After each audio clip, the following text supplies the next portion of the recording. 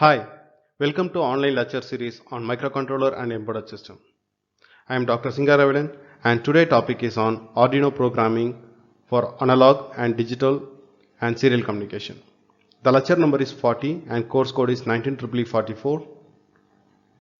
On embedded system, for any microcontroller, there is a need of input to process the input data, and also the processed data will be sending as an output using some output port. The input or output will take place in two forms. One is in digital and one more is in analog. Before starting, what is the digital input and what is the analog input or digital output or analog output? First we will see what is a digital and what is the analog. All the digital signal which is applied to a microcontroller will have a logical status information about whether it is a on or off.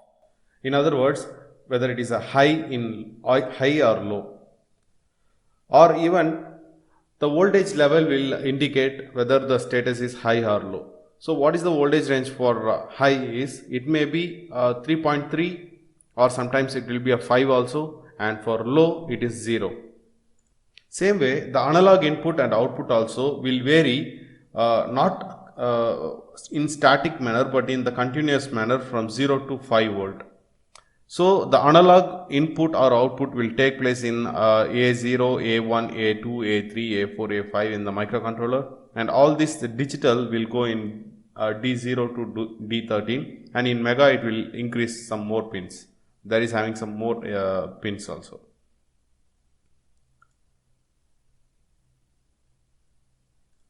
Now let me see what are all the different form of input, digital inputs we can able to give to the Arduino. One is using this push button. We can able to give the digital input, or any selector switch, push button, relay contact, or any other etc. Like that, we can give some digital inputs. The main aim is the digital input should have only two type of voltage status, whether it should be a 0 or it should be a 3.3 volt or even 5 volt also. Now let me see a small demonstration how we can able to produce the digital input. For that I am taking one push button here and one resistor.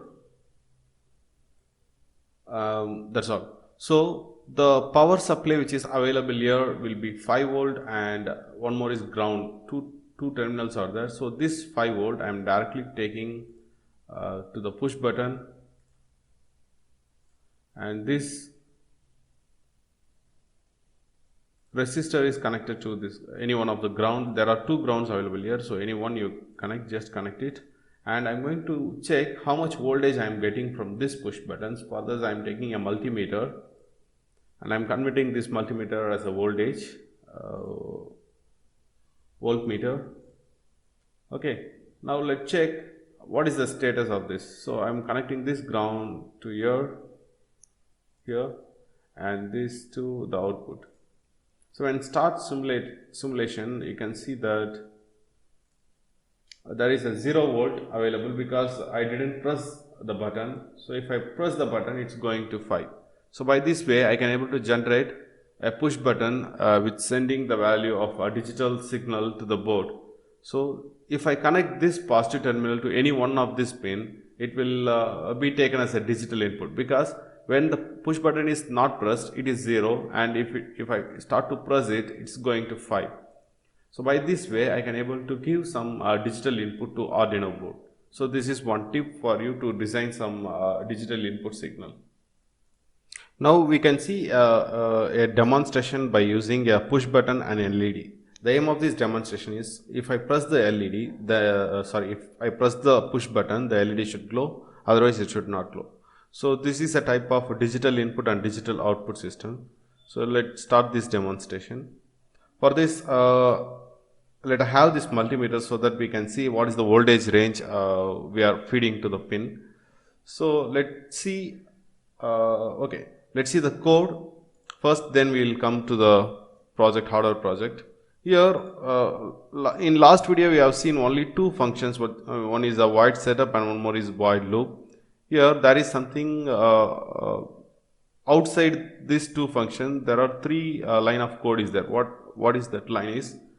we can able to define some variable name outside the loop or outside the setup. So here they are giving a variable name called button, and data type is integer, constant integer, means it will not change in while doing any programming. So they are given in a constant integer, and they are given a name called button. What is that button is equal to 2. So whenever I am calling this button, this name button, it means that the value is 2. And one more thing is that they have given LED is equal to 3, and here the small tip is the button button is a case sensitive. Whenever you are calling this button should be capital letter, then only the 2 meaning will come, otherwise it will take any other meaning, and it will show some syntax error. So why this name they are given is, previously we used this pin mode, directly a number we are given. What is that number? This 2 directly we will give here. Instead of that, they are given some name to this 2, so that it will be meaningful when you are writing code on the loop. So it is always better to use some variable name for the pin number, so that it will be easily understand while writing some codes. So they have given button 2, means this push button they have given in the pin number 2. So same like that, I am going to give this pin number to the 2, second pin.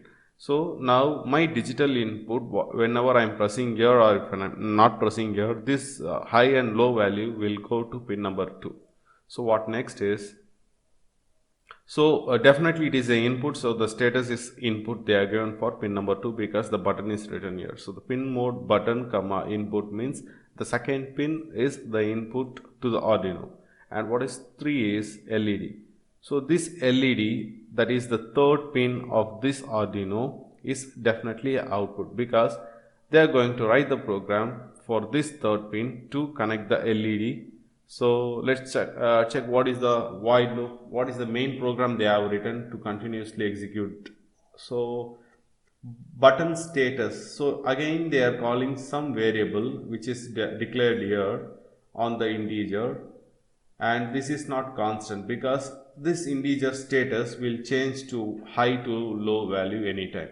So the button status they are given as 0. Initially the value is 0, but it will change when the input is taking into the Arduino.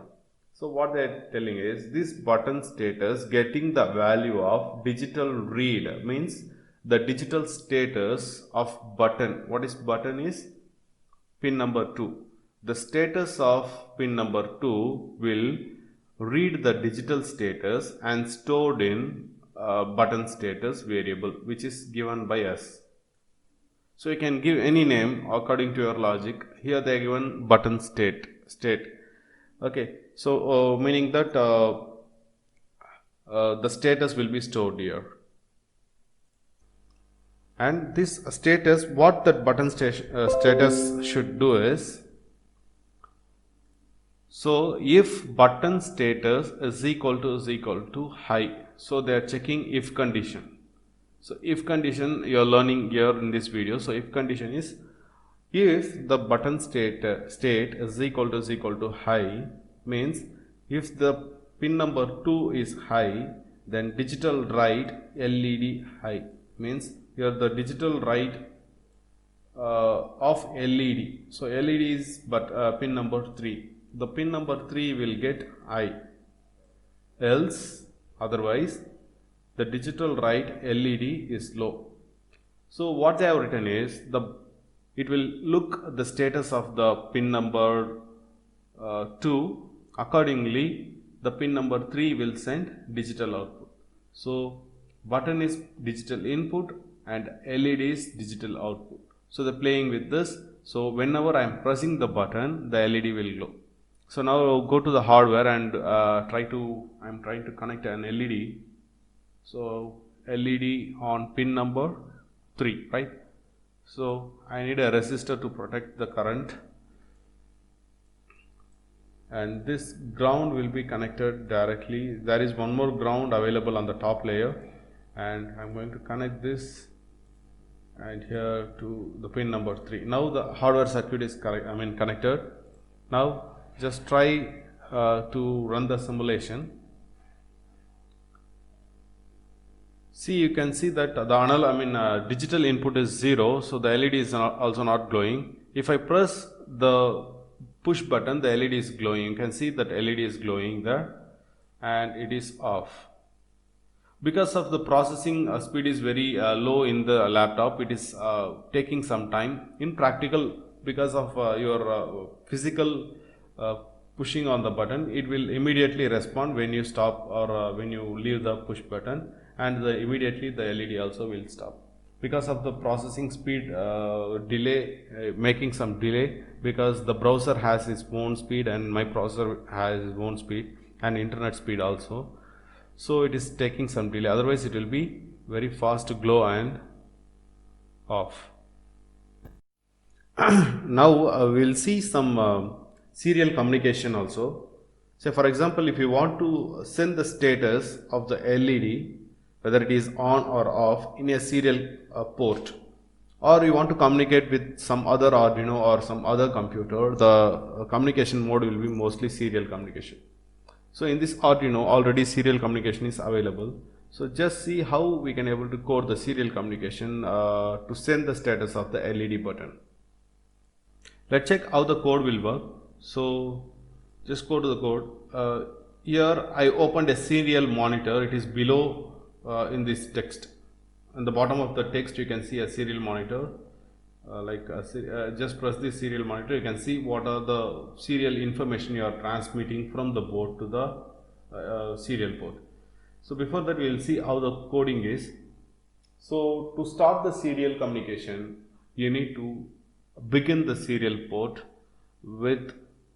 within the setup. So here you can see serial.begin 9600. So this 9600 is the baud rate we are fixing, because most of the computer or any other microcontroller they will use 9600 baud rate only. So by default we can give 9600 for communicating with all other universally, right? So first you need to begin the serial. First step to start the serial communication is inside the setup serial.begin. First step. Second step is what information you are going to transmit to the serial, right? So here already we are having this code. In addition to that, just I entered serial.print ln inside the bracket the status, button status. Already we are reading the button status in this line number 14, and in line number 18 we are just sending that status in serial port. Here without this ln also it will work, but this ln will print the serial port in line by line. Otherwise it will come in adjacent, so you can't able to see the variation of the status with respect to different time. So and both side I have given, not only in positive condition, in negative condition also. If else also I need to send the status. So two places in line number 18 and 22 I have given the same code.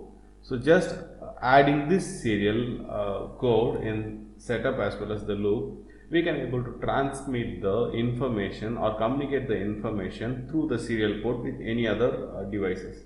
Let's check the code. See, for example, okay, I will start the simulation.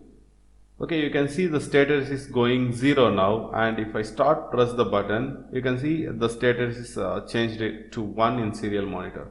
By this way, if I connect this serial COM port to any other COM of your computer or even in another microcontroller, if another microcontroller means just connect the serial port, receiver port from this transmitter and receiver, so this information will be transmitted there. So this is a small demonstration to learn the serial port. Suppose if I want to send some meaningful information in the serial, for example, instead of sending the status, I want to send something like serial print LED is on. If it is on, so is on. So if it is off, then LED is off.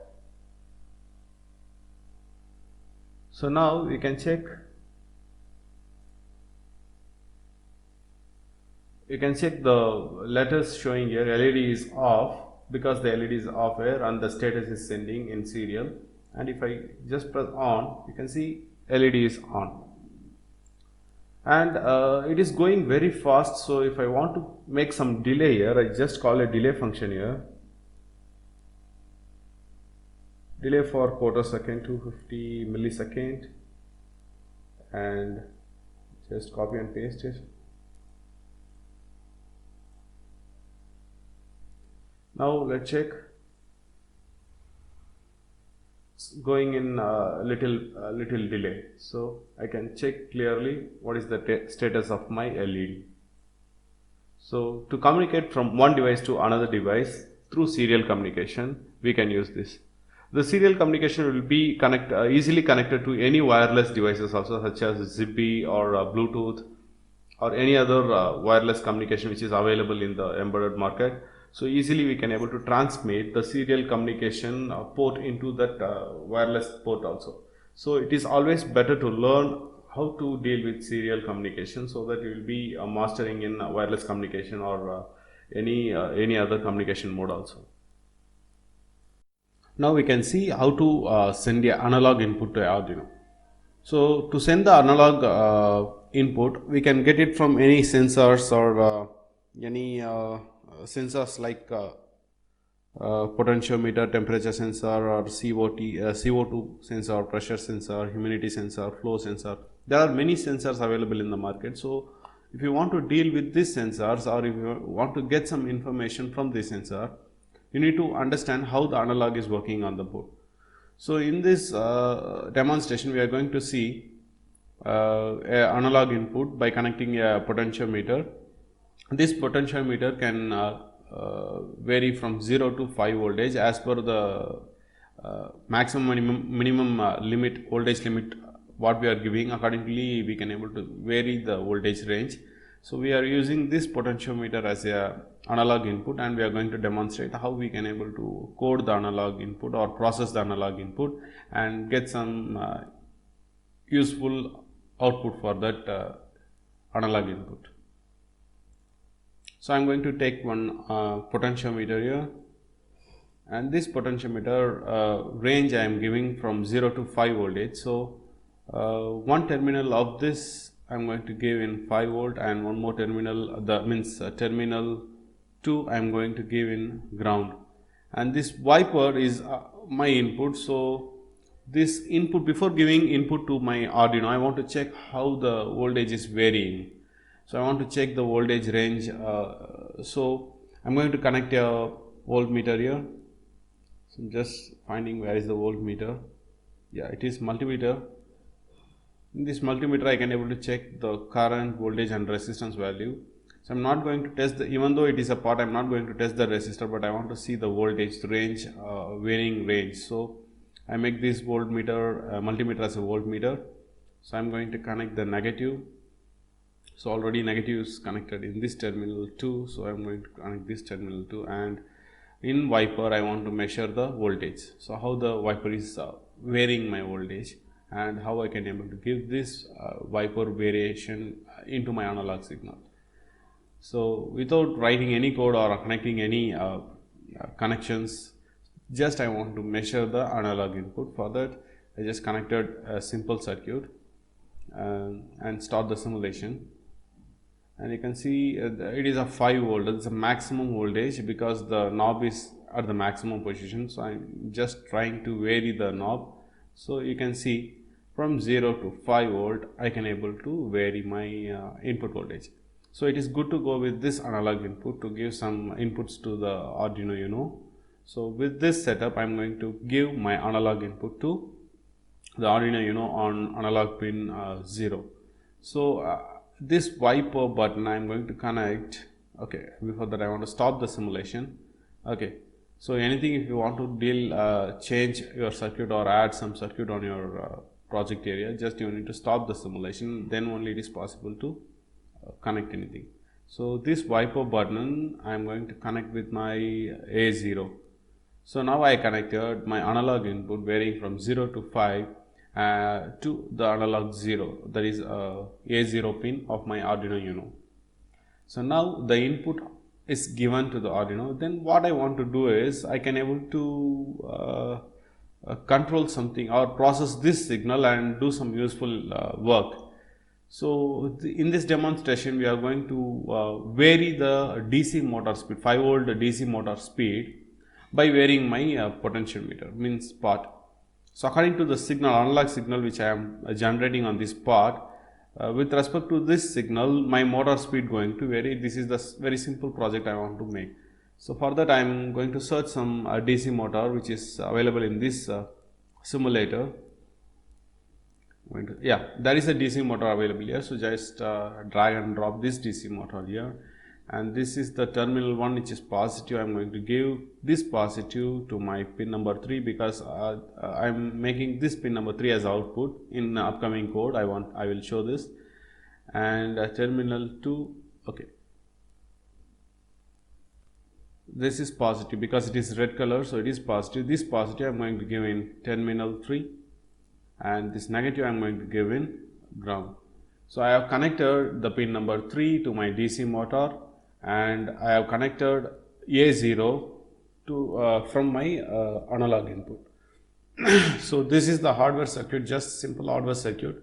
For this our aim is, with respect to my potentiometer signal, the motor speed should vary. So this is very simple aim, and also I want to transmit the potentiometer voltage level in my serial communication, because suppose if you want to send the signal of your analog signal to any other microcontroller or computer, you want to transmit their signal into the serial port. So three things we are going to do. We are going to get the analog input from A0 and process that analog signal, and we are going to send the speed control of the DC motor, and also we are going to transmit the analog value to another computer through serial port. So this is the three aim of this demonstration. Just I am going to start the code now, and you can see in code there is little variation from the last code.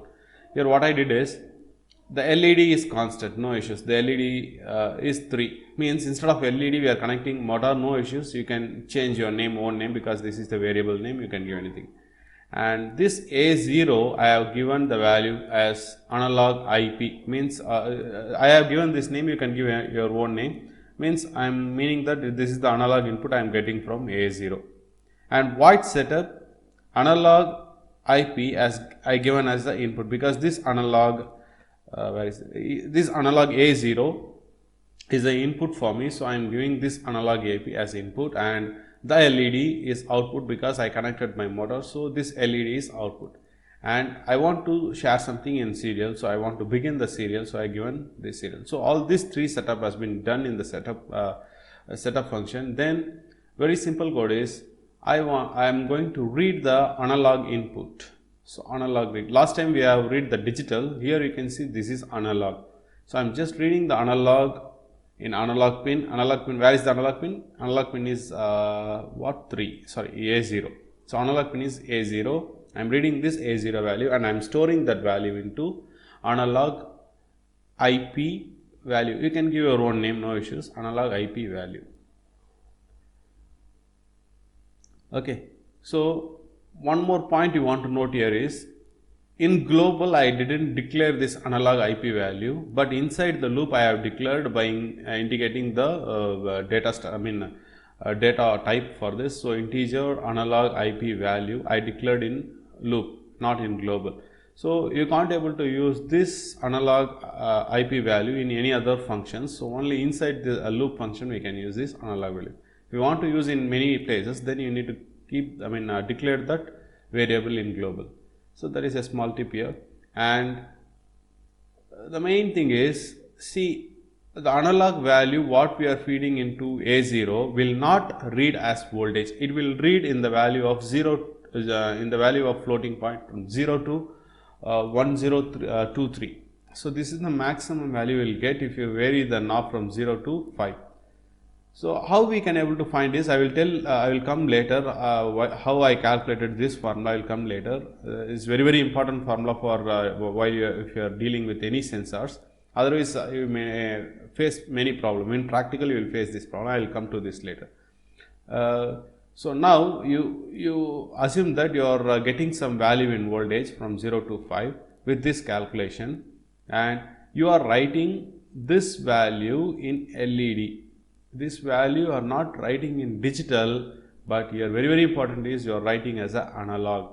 So if you are trying to write as an analog, then this pin number 3 will not send value only two values, that is 0 or 1, but it will send the range between 0 to 5 voltage.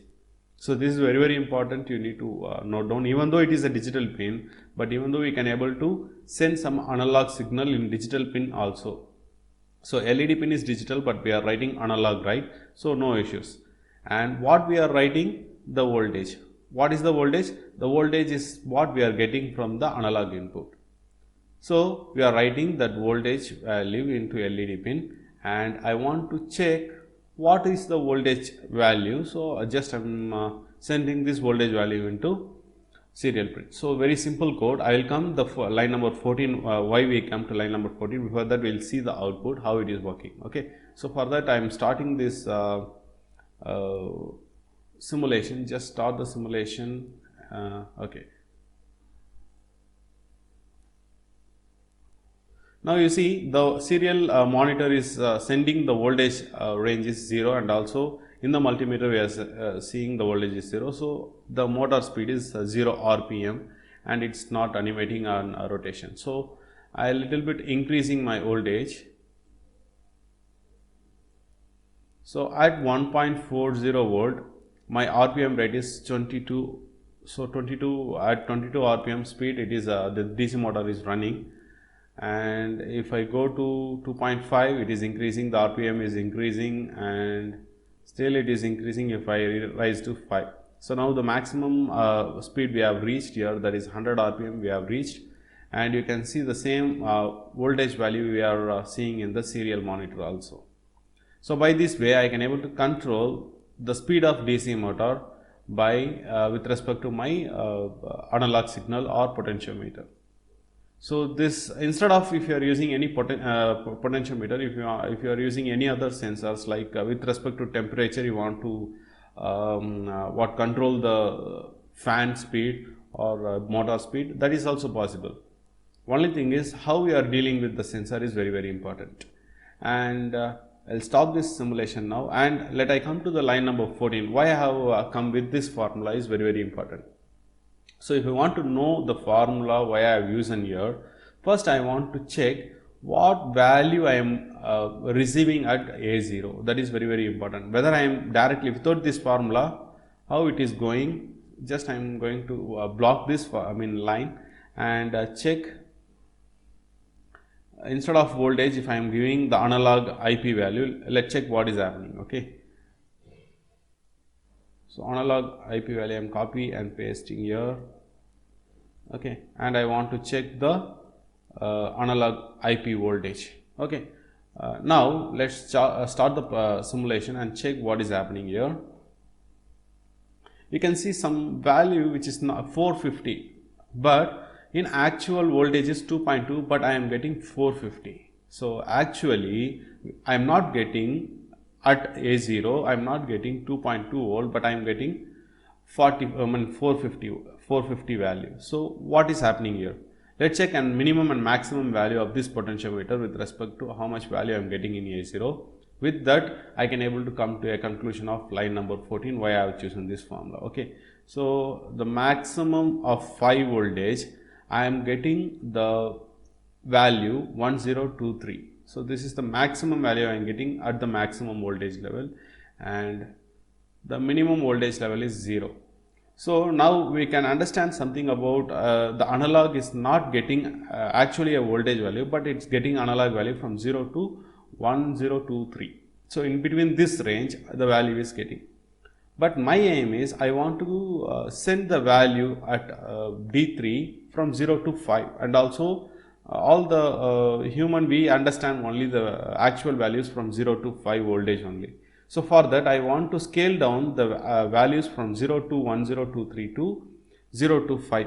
So this is the formula to simply scale down the values from 0 to 1023 to 0 to 5. So here let's check the formula. What is happening here? I am declaring a variable with float as a data, and I am just multiplying my actual value, whatever the value I am getting from the analog. I am multiplying with scale down factor that is 5 divided by 1023. So this is the scaling factor, multiplying factor. If you multiply this with this analog value, we will scale down easily the value from 0 to 1023 to 0 to 5. So here now the voltage is having an actual value, whatever the displaying on the multimeter, the same value is presented in voltage. Now it is good to go to write the voltage value to send on LED. Here LED is connected to a DC motor, right? So I am replacing these values to voltage only, and here also voltage. Okay, so now I can able to operate my, now the motor is running. Previously when I feeding the analog IP value directly, the motor is not running because the values here going is from 0 to 1023. It's not a feasible value, or even that value voltage will not be generated. So it is always better to scale down your values, or it is always better to check the value, what is the minimum and maximum analog value you are getting in the analog pin or from the sensor.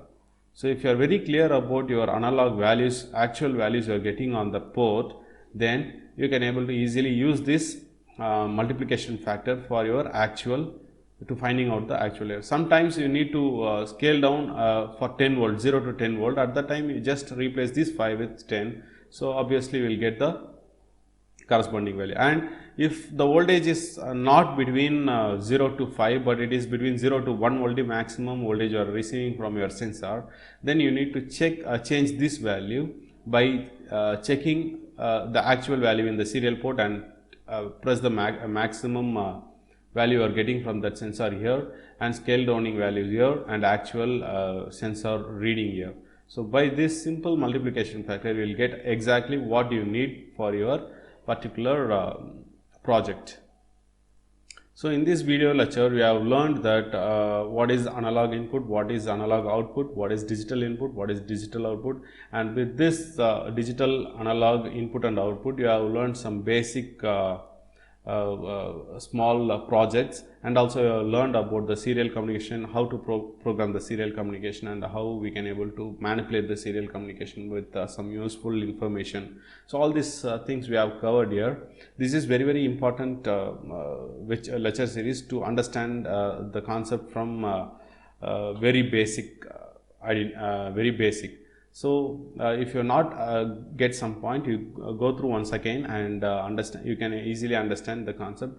All the practical difficulty normally students will face, I have covered in this lecture series, and in next upcoming videos we will see some little bit more complicated circuit also. Bye.